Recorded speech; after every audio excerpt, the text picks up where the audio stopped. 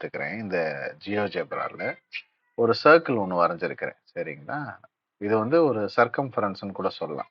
இந்த இந்த சர்க்கிளில் இருக்கிற அந்த எண்டை வந்து சர்க்கம்ஃபரன்ஸ்னு சொல்லுவோம். இது வந்து சென்டர் பாயிண்ட்னு சொல்லுவோம். ஓகே, இங்கேருந்து ஏலேருந்து பி இருக்கிறது தான் ரேடியஸ் உங்களுக்கு. சரிங்களா? நான் என்ன பண்ணியிருக்கேன்னா, இங்கே வந்து ஒரு கார்டு ஒன்று வரைஞ்சிருக்கிறேன். கார்டுனா என்ன அர்த்தம்னா, 2 பாயிண்ட் இருக்கும். அந்த 2 பாயிண்ட்டும் எங்கே இருக்கும்னா சர்க்கம்ஃபரன்ஸ் மேலே இருக்கும் அப்படின்னு சொல்கிறாங்க. சரி, அப்போ நான் இங்கே ஒரு கார்டு வரைஞ்சிருக்கிறேன். இது மாதிரி அந்த ஒரு கார்டு வரைஞ்சிருக்கிறேன் வித் டிஸ்டன்ஸ் ஆஃப் 3. இது வரையறதுக்கு எப்படி வேணும், ஒருவேளை உங்களுக்கு வேணும்னா இது எப்படி வரைகிறதுன்னு நீங்கள் கேட்டிங்கன்னா சொல்லித்தரேன். சரி, இப்போ இங்கே செக்மெண்ட், லைன் செக்மெண்ட், அது 2 வித்தியாசம். இது வந்து இந்த கார்டில் ஒரு சின்ன பகுதியை தான் ஒரு லைன் செக்மெண்ட்னு சொல்லுவாங்க. சரியா? சின்ன பகுதி.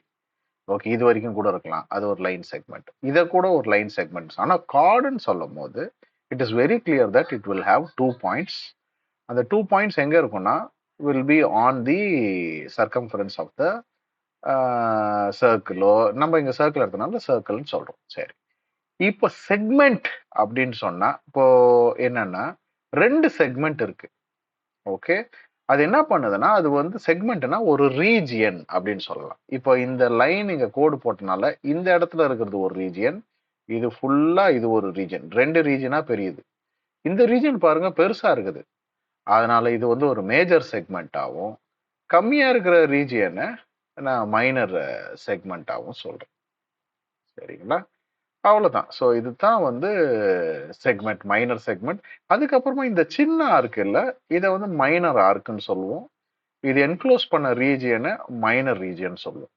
இது மேஜர் ஆர்க், பெருசா இருக்கு பாருங்க. ஒரு மேஜர் ஆபரேஷன் பண்றோம்னா பெரிய ஆபரேஷன்ல இது மேஜர் ஆர்க். இந்த ரீஜன் என்க்ளோஸ் பண்ணதை மேஜர் செக்மெண்ட்னு சொல்லுவோம். அவ்வளோதான்.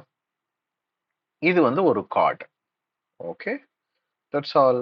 இப்போ இது உங்களுக்கு புரிஞ்சிருக்கும்னு நினைக்கிறேன். இப்போ இதுலயே கொஞ்சம் இப்போ என்ன பண்றேன்னா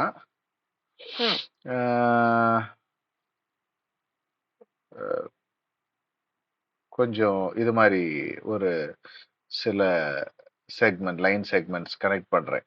இங்க இருந்து இங்க லைன் செக்மெண்ட் ஒன்று கனெக்ட் பண்ணியிருக்கேன். இங்க இருந்து டில இருந்து centre point line segment connect பண்ணிக்கிறேன்.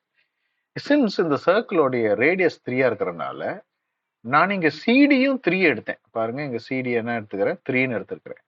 3ன்னு எடுத்தனால இப்போ சிஏவும் 3 சென்டிமீட்டரா இருக்கும், டிஏவும் 3 சென்டிமீட்டர். தேர்ஃபோர் எப்பவுமே இந்த ட்ரையாங்கிள் ஃபார்ம் ஆகுதுல, இந்த ட்ரையாங்கிள் எப்பவுமே என்ன ட்ரையாங்கிளா இருக்கும்னு சொல்றாங்கன்னா it will be always an equilateral triangle.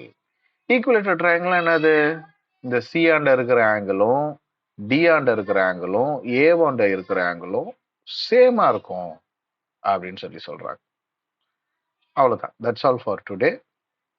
இதுல எதனா டவுட்ஸ் இருந்ததுன்னா சொல்லுங்க.